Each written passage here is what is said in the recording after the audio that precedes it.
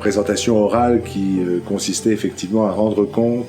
de l'expérience qu'ils avaient vécue, m'ont permis, ces présentations orales m'ont permis de voir à quel point ils avaient su apprécier l'opportunité qui leur était offerte de se positionner comme futurs travailleurs sociaux avec d'autres professionnels, dont la plupart disaient d'ailleurs qu'ils connaissaient, avant de vivre cette expérience, peu de choses sur évidemment ce que mangeait en hiver une infirmière ou un physiothérapeute ou un médecin, et que le fait d'avoir dans ce cours pu travailler à se comprendre, d'abord à se rencontrer, à se comprendre et à partager en fonction de la spécificité de chacune de ces professions, des points de vue qui, sans forcément être toujours convergents, mais desquels ils percevaient la grande richesse de la complémentarité. Donc ça a été vraiment, tous l'ont dit, une expérience très positive qui leur a aussi permis de comprendre à quel point le travailleur social pouvait, dans un contexte interprofessionnel, jouer un rôle de leadership important, et ce, en lien avec ce qui caractérise la profession du travail social, à savoir cette capacité de travailler en mettant l'autre en lien avec son environnement. Donc évidemment, travailler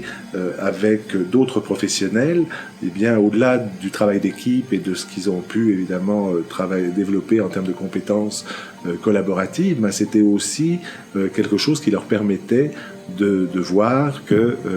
le travailleur social avait, s'il parvenait à trouver sa place, s'il parvenait à la prendre, à se positionner, un rôle de médiateur, un rôle de conciliateur, un rôle de facilitateur de ces échanges. Et dans la vraie vie, c'est finalement ce qu'on retrouve assez souvent là, dans les équipes multi ou interprofessionnelles. Le travailleur social va plus souvent qu'autrement jouer un rôle d'intervenant pivot. Pas toujours, mais en tous les cas, c'est un rôle qu'il est amené à jouer parfois, et que la couleur du travail social lui permet de jouer, je pense en tous les cas, de manière privilégiée. Pour l'ensemble presque des étudiants, ça a été une découverte. Alors se découvrir dans cette situation, être capable d'aller à la rencontre d'une personne âgée, puis de le faire aussi dans cette à la fois audace et humilité là mélangée avec d'autres dont on craint ou que nos représentations là peuvent nous amener à considérer comme plus que ce que le travail social pourrait apporter. Et notamment, là je pense à ce que certains ont exprimé du point de vue de ce qu'il se représentait du médecin, même si certains ont ramené qu'il y avait eu des difficultés. La plupart n'ont pas eu de conflit à gérer particulier. Le principal conflit, c'était les conflits d'horaire et la difficulté donc de se rassembler pour travailler en équipe, pour préparer la rencontre, pour rencontrer la personne âgée, etc. Ensuite pour débriefer et faire la suite du travail. Ça a été un défi de taille quand même pour un certain nombre, et beaucoup ramenaient que celle ou celui qui semblait toujours dans ces cas-là le moins ou la moins disponible, c'était l'étudiant en médecine, comme si finalement cela avait à en faire plus que les autres.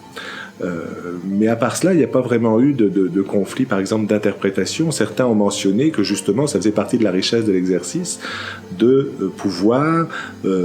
comprendre que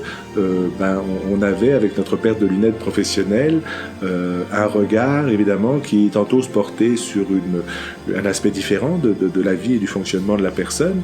tantôt sur le même aspect, mais avec, effectivement, je dirais, une intention différente ou des attentes en regard donc de la spécificité de nos professions respectives qui étaient différentes. Et ça a été là encore très apprécié.